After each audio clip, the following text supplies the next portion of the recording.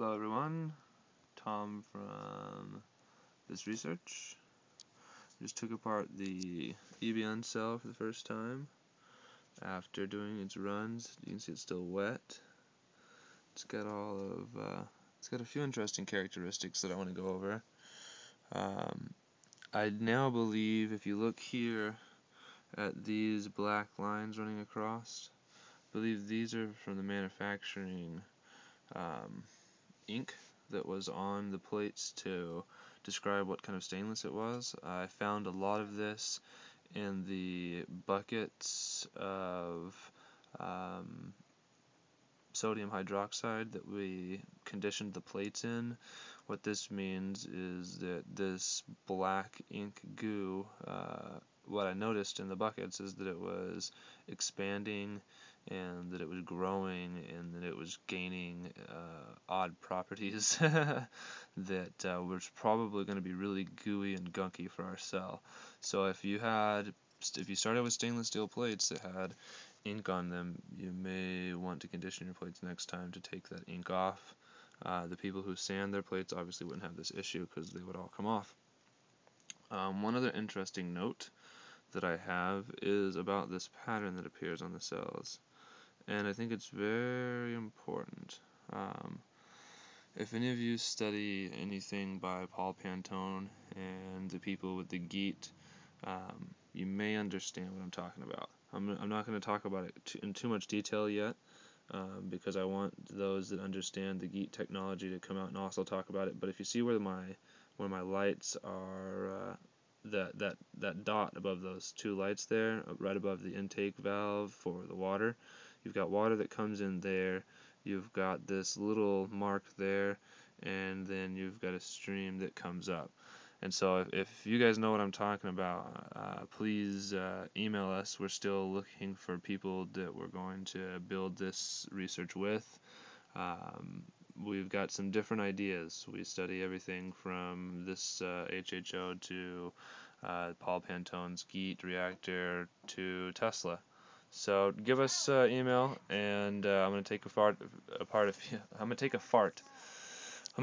few more of these cells, these plates, so we can see what it looks like, because I have yet to take one apart.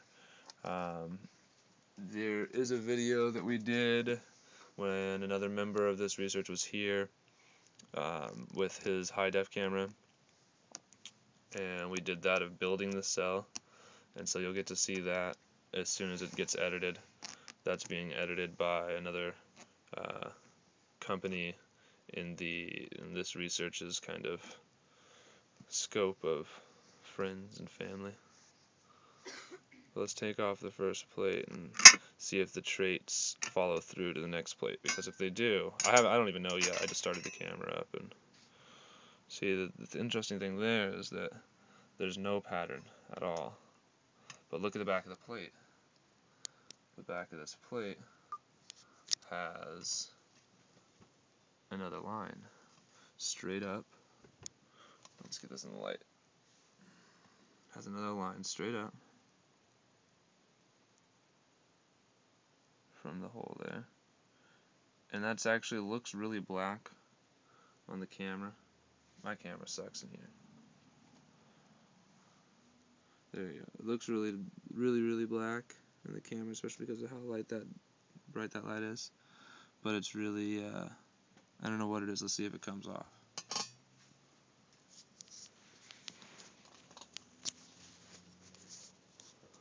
I'm gonna look for a tissue here real quick.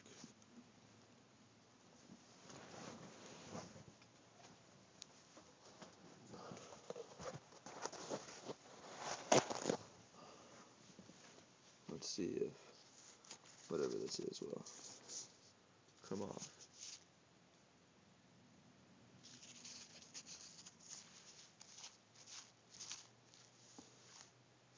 Nope, that's burned or etched into the plate.